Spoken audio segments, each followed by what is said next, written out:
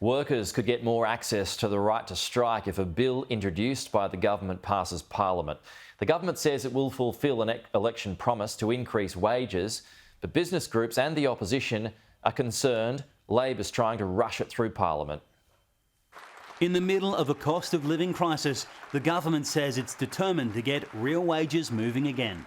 The introduction of this bill is about making a choice to get wages moving and end the era of deliberate wage stagnation.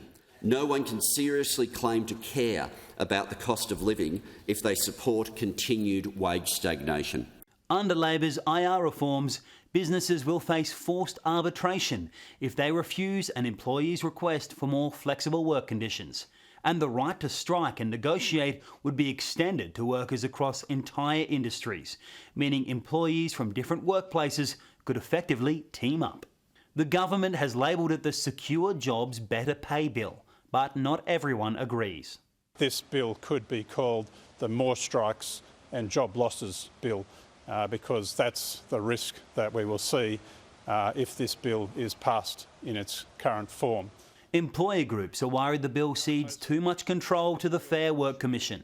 This bill represents a seismic shift in the direction of bargaining at the workplace level in Australia. Unions say the ability to strike doesn't go far enough.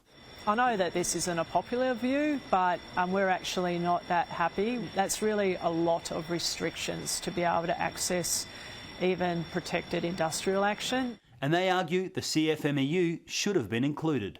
I think all workers should be. The opposition wants to read the finer details of the legislation, but is set to oppose the bill. The last thing we need now is a toxic industrial relations environment. Let me tell you, workers lose, those on wages lose. This is not good for anybody. The Greens will consider supporting it if it passes the party's tests. So this legislation needs to work for women, needs to work for carers, and it needs to lift the wages of the lowest paid in our community.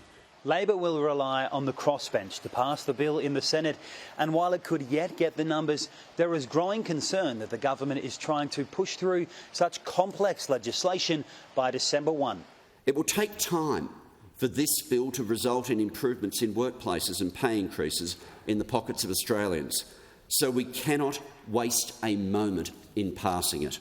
The new provisions are expected to apply to millions of eligible employees.